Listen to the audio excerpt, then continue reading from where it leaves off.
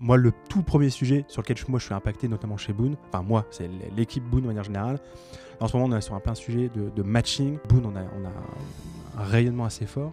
Il y a pas mal d'acteurs qui me contactent, notamment sur la mise en forme de dossiers de compétences. Où sera la barrière entre j'ai une intuition humaine de la personne que j'ai en face de moi et les outils technologiques IA? Est-ce que c'est vraiment un apport de fou dans une ESN? Le recruteur va quand même garder la main. L'IA ne sera qu'un assistant. Là, l'IA va pouvoir aider en disant ok, pour ce profil-là, pose ce type de questions-là. Et à ce moment-là, l'analytique passera par derrière. Les IA sont capables de venir compléter le CRM. Mais il y a un vrai sujet d'accompagnement, d'aide à l'accompagnement, de prédiction des besoins de formation, d'évolution ou autre.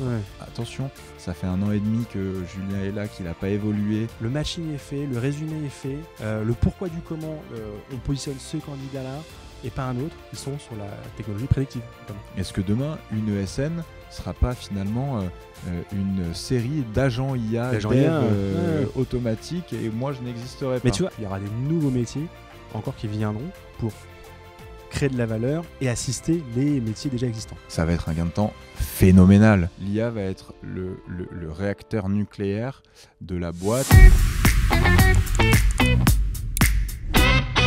L'ESN Reload, l'épisode 4, sujet intéressant également aujourd'hui, l'IA.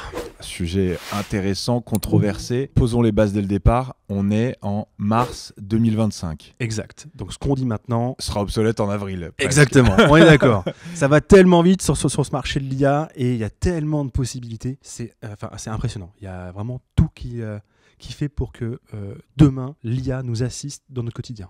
Clairement. Exactement, et du coup, c'est un vrai sujet en ce moment pour la transformation des entreprises, une vraie crainte aussi pour les consultants sur est-ce que finalement mon métier va toujours exister, même en 2040, puisque des lignes est-ce que je vais pas être remplacé Est-ce que je vais pas être remplacé? Donc, vrai sujet, on va essayer de le décortiquer aujourd'hui sur des aspects recrutement, sur des aspects ensuite fidélisation, rétention des collaborateurs, accompagnement, sur des aspects aussi côté consultant, comment on se place là-dedans.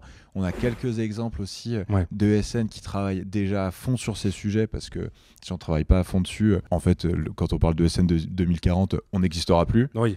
Faut se le dire. On marchera avec une canne, du coup, peut-être. On marchera avec une canne, exactement. Donc, voilà. Il y a un sujet en particulier sur lequel tu veux qu'on commence? Il y a tellement de sujets sur l'IA. Moi, comme tu le sais, je suis un peu geek. Donc j'aime bien mettre un peu les mains dans l'IA. Sur le sujet de l'IA, il y a vraiment les sujets, comme tu disais, de la partie, sur la partie recrutement, sur la partie automatisation. Moi, le tout premier sujet sur lequel je suis impacté, notamment chez Boon, enfin moi, c'est l'équipe Boon de manière générale. En ce moment, on est sur un plein sujet de matching. Comment faire bien matcher un candidat avec un besoin client. Ça, il y a des vrais enjeux. Mais il y a aussi un autre enjeu que je vois émerger depuis maintenant plusieurs semaines, parce qu'on a la chance aussi, c'est vrai que Boon, on a un rayonnement assez fort. Il y a pas mal d'acteurs qui me contactent, notamment sur la mise en forme de dossiers de compétences, qui peut être une panacée pour nos clients ESN. Donc le dossier de compétences, c'est de pouvoir mettre en forme les compétences et mettre en avant les compétences d'un consultant. Et ça, aujourd'hui, Boon le gère, parce qu'on a un outil qui permet de gérer la mise en forme d'un document. Mais demain, avec l'IA, pour aller chercher la bonne information, pousser la bonne information au bon moment pour que le candidat soit vraiment bien placé. Pour moi, c'est un vrai game changer. Donc le sujet premier, selon toi, pour le côté business des ESN, ce serait de se décharger évidemment de toutes les tâches à faible valeur ajoutée, de mise en page, potentiellement de rédaction ou de matching en effet de compétences, pour avoir une vision claire de qui peut aller où. Exactement, ça c'est quand on est vraiment dans la position soit d'un recruteur ou d'un bizdev qui a besoin de placer un consultant, mais ça peut être aussi juste le commercial dans son quotidien au niveau de l'avant-vente. Là, on parlait vraiment de la mise en forme de document, mais ça peut être aussi à quel moment c'est le bon moment pour relancer mon client. Donc ça, l'IA peut aider. La rédaction, on parle d'IA rédactionnelle pour pouvoir rédiger du bon mail avec un bon ton. Ça peut être de l'IA prédictionnelle. On en parlera sûrement pour pouvoir prédire différents sujets, tu nous en parleras. Pour moi, il y a vraiment pléthore de sujets. Et j'aimerais bien qu'on ait 3 heures à en parler. C'est un sujet qui concerne quand même, qui est commun dans la mesure où, tu vois, moi, quand je pense IA et recrutement, le sujet, c'était de se dire à quel moment, finalement, l'humain et la créativité dans les métiers audiovisuels restent. Et bien, dans le recrutement, pour moi, c'est un peu pareil. À part où sera la barrière entre j'ai une intuition humaine de la personne que j'ai en face de moi, et les outils technologiques IA m'aident à analyser la personne.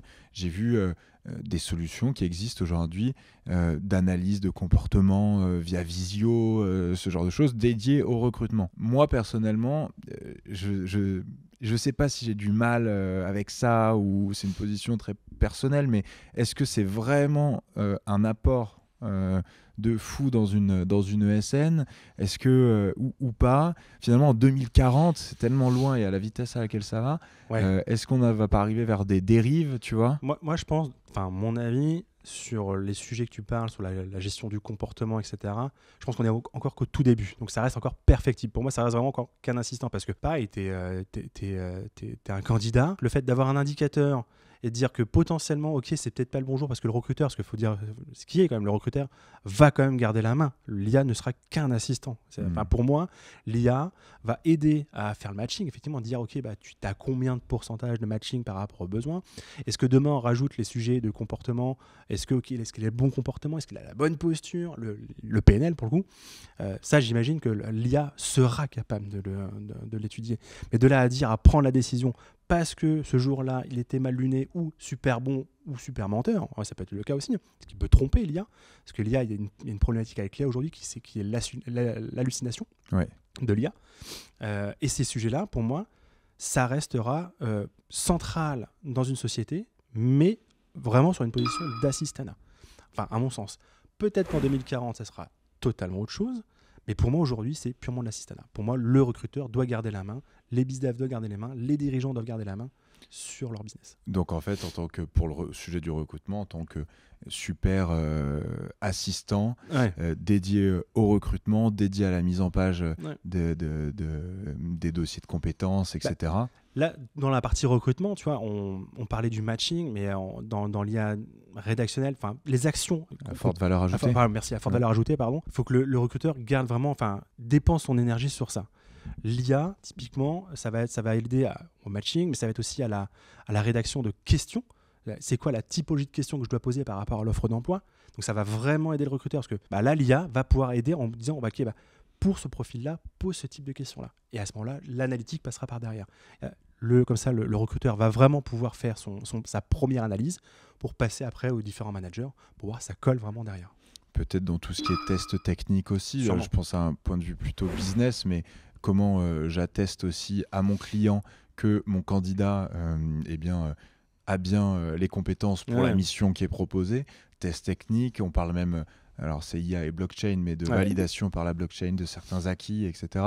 Ça, je pense que ça peut être un vrai sujet pour les ESN qui veulent se démarquer et qui veulent intégrer l'IA finalement au cœur de leur processus et de leur expérience candidat. Et après, au-delà du process de recrutement, on parlait toujours des actions à forte valeur ajoutée, que ce soit un bizdev, un recruteur, le fait de pouvoir renseigner les informations dans son outil de CRM. Là, aujourd'hui, ça reste une tâche administrative. Demain, même déjà aujourd'hui, certaines IA sont capables de venir compléter le CRM en faisant du matching de champs. Donc, on rentre vraiment dans l'automatisation, du gain de temps pour tous ces différents profils.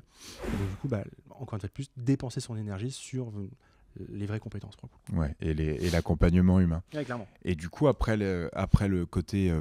candidat, une fois que la personne elle est recrutée, nous c'est des sujets qui sont au cœur de nos réflexions, puisque l'IA, il y a le sujet du recrutement, de recruter la bonne personne, de la placer dans la bonne mission, mais il y a un vrai sujet d'accompagnement, d'aide à l'accompagnement, et potentiellement de prédiction du désengagement, de prédiction des besoins de formation, d'évolution ou autre, puisqu'aujourd'hui... Alors, nous, chez Wobi, on travaille les parcours collaborateurs à partir du moment où le collaborateur dit oui à l'entreprise jusqu'à son départ, en travaillant ses process, qui intègrent notamment des questionnaires, que ce soit le premier jour, la première semaine, mais au bout de 3 mois, au bout d'1 an, ton entretien annuel, comment tu veux évoluer, etc. Et de manière classique, pas que sur Wobi d'ailleurs, aujourd'hui, cette information, elle est donnée à un manager ORH qui a une photo à l'instant T de ce que ressent la personne et qui, tant bien que mal, essaye de répondre à certaines interrogations, certains besoins de formation, etc.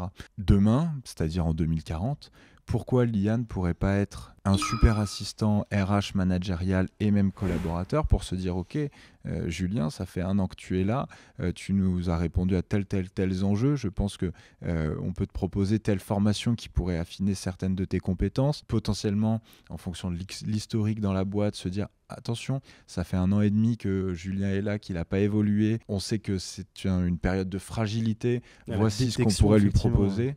Voilà, la détection finalement de ce désengagement. Ça, je pense que c'est des sujets qui, demain, chez les ESN particulièrement, qui ont des consultants chez les clients, qui va être clé dans les sujets d'accompagnement, de fidélisation et de rétention. Et d'autant plus chez tout type de clients, aussi bien, comme on dit, des petits comme des très gros. Alors sûr, quand on est petit, il y a quand même le côté humain qui reste, on est à proximité, mais quand on gère 500, 1000, 2000 consultants, c'est toujours plus compliqué d'avoir ces retours d'informations. Là, je suis totalement d'accord avec toi sur le côté prédictif. Complètement. Outil, Donc il y a un vrai sujet, parcours personnalisé dédié grâce à l'IA pour prévenir du désengagement. Je pense juste à l'épisode précédent qu'on a tourné avant sur la communication interne. Yes. À un moment dans cet épisode, on se posait la question sur le retour sur investissement de la communication interne et je te faisais part de certaines frustrations ou certains freins que je pouvais ressentir de la part de dirigeants de SN sur ok, je veux bien mettre en place des actions et des moyens financiers, humains, sur de la communication interne, mais comment la mesurer? Demain, pourquoi l'IA ne pourrait pas être un super assistant aussi de communication interne qui saurait identifier les initiatives qui sont mises en place par les collaborateurs et avec toute cette idée de générer du contenu, du texte, le mettre en avant et même proposer à certains collaborateurs, tu vois, tiens, t'as fait ça de super, t'as participé à tel projet, mettons-le en avant. Ouais, clairement. Ouais, non, mais pour moi, c'est pour moi l'IA demain. Déjà, aujourd'hui, j'ai du mal à m'en passer énormément. Alors, je ne veux pas dire dans quoi, mais je m'en sers énormément. Au cœur des sujets de recrutement, au cœur des sujets d'accompagnement des consultants, pour demain avoir une vision complète de où en est la boîte, quelles sont les actions aussi à mener pour prévenir du désengagement, de la rétention. Sujet de communication interne aussi, des sujets business. Dans le commerce, il y a plein de choses à dire pour le coup. Et ça, tu vois, là, on peut rentrer un peu dans des exemples, cas concrets. Moi, j'en ai un qui me vient tout de suite. La société s'appelle Nexursia. C'est mon interlocuteur principal reste Jonathan. Et ce gars, franchement, en termes d'IA, donc là, on parle d'une IA côté matching. Je veux matcher du profil avec un besoin. Ça, c'est la première étape. Il y a d'autres sujets qui arrivent, ils travaillent dessus. Je préfère pas trop en dire parce que ça reste secret de fabrication. Et dans l'idée, c'est de se dire, là, aujourd'hui, il a mis en place cette IA pour faire vraiment gagner du temps à son équipe business, à son équipe RH, encore une fois de plus. Et je me rappelle plus du temps qu'il fait gagner, mais bon, s'il gagne 2 heures, c'est déjà très, très cool. Parce que du coup, à partir de là, tout est fluide. Le matching est fait, le résumé est fait. Le pourquoi du comment, on positionne ce candidat-là et pas un autre. La puissance au niveau du commerce, en tout cas chez Nexursia, par rapport à leur petit module, leur module qu'ils ont fait, pas petit, le module qu'ils ont fait, franchement, ça marche très très bien. Donc, John, je te suis de très très près pour le coup sur le sujet. On va regarder ça en effet, yes. Avec attention. Et tu as d'autres exemples on en a parlé. Il y a Aquila. Ouais. Si tu veux, Aquila, ils ont fait pas mal de choses au niveau de la gestion documentaire. Comment gérer effectivement le côté knowledge approach pour le coup, qui est au niveau managérial pour le coup. Donc bon sentiment. Ils ont aussi monté un lab qui permet vraiment de se concentrer sur le développement, notamment sur des nouvelles technologies. On parlait de la prédiction. Ils sont sur la technologie prédictive notamment. Okay. Donc il y a des vrais sujets pour eux. Et pour la petite anecdote très rapide, pour ceux qui nous suivent, on porte souvent, alors là c'est un t-shirt autrement, mais on a des pulls Boon Manager. Il faut savoir que, fun fact, on a le même pelotage, si je peux l'appeler comme ça, c'est le même format. Voilà. Oui, un peu en forme de nuage. Ouais, voilà, on va dire ça. J'allais dire mouton, mais nuage c'est mieux. Ouais, t'as raison. Ouais. T'as raison. Voilà, c'est ceux à qui je pensais. Après, derrière, on a YouNup. YouNup, comme d'autres, Inoko, Alenia, mettent, en tout cas, si c'est pas encore au cœur de leur process, ou on le sait pas, au cœur de leur sujet d'événements, de podcasts, d'intervention des collaborateurs, d'intervention de la direction, au cœur de tout, finalement, ces sujets IA. Parce que, finalement, ce qu'on remarque aujourd'hui, c'est que, enfin, ce que je remarque, c'est que, comme la conversation qu'on a là aujourd'hui, ça passionne quand même beaucoup de monde, et notamment dans le milieu IT. Clairement. Mais c'est aussi passionnant que questionnant. Où est-ce qu'on va on n'a pas de réponse aujourd'hui. L'IA 2040, évidemment, on n'a même pas de réponse à décembre 2025, aujourd'hui, dans 8 mois. Donc, toutes ces entreprises-là qu'on a citées, mettent au cœur de leur réflexion déjà les sujets IA pour faire participer les consultants et toute leur communauté de dev à ce sujet IA, communauté qui par ailleurs est effrayée parfois par l'IA, dans la mesure où est-ce que demain, moi j'ai déjà entendu ça, est-ce que demain, mon job va toujours exister ? Est-ce que demain, une ESN ne sera pas finalement une série d'agents IA, automatiques, et moi je n'existerai pas ? Mais tu vois, à contrario, il y a quand même des nouveaux métiers qui se construisent autour de ça. Complètement. Et on rebondit sur le tout premier épisode, la Gen Z, ils sont en plein dedans. Donc les nouveaux métiers qui se construisent, alors Gen Z, mais les futurs aussi, ce sera en plein 2040. Je pense qu'il y aura des nouveaux métiers encore qui viendront pour créer de la valeur et assister les métiers déjà existants, à mon sens. Mais carrément, et puis pour refaire le lien aussi avec un autre épisode, le deuxième, okay, sur les attentes, l'équilibre vie pro, vie perso, et le fait de pouvoir passer plus de temps sur des sujets qui ont du sens, qui ont de la valeur. Quand tu parles d'IA sur la génération automatique de documents, de contenu, quand on parle d'anticiper le désengagement ou d'anticiper plutôt les envies des collaborateurs, finalement, il y a un vrai sujet gain de temps. Mais ce n'est pas un gain de temps comme ce qu'on peut avoir aujourd'hui de 8 heures par onboarding dans le cadre d'un Webby, etc.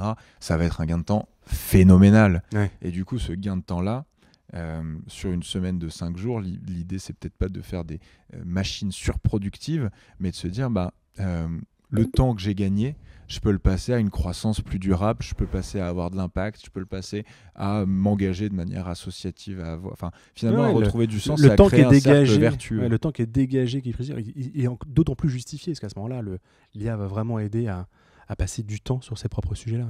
Je trouve que ça va être... Donc en fait, il faut les étudier, si on doit prendre un peu de recul, à tous les niveaux pour s'améliorer sur le recrutement, clairement, s'améliorer sur le commerce, s'améliorer sur l'engagement, la fidélisation des collaborateurs, leur accompagnement, la formation, la communication interne. Donc finalement, si on prend un peu de hauteur et de recul, l'IA va être le réacteur nucléaire de la boîte et de l'ESN de 2040, au niveau recrutement, au niveau business, au niveau communication interne, et on en a parlé au niveau fidélisation des collaborateurs, rétention, au niveau anticipation des attentes. Aujourd'hui, c'est le rôle des managers et du leadership, finalement, d'anticiper les attentes des collaborateurs. L'IA pourra aider. Et ce sujet manager et leadership... logiquement, on le voit au prochain épisode. Et bien dans ce cas-là, j'arrête de parler et on se retrouve au prochain épisode.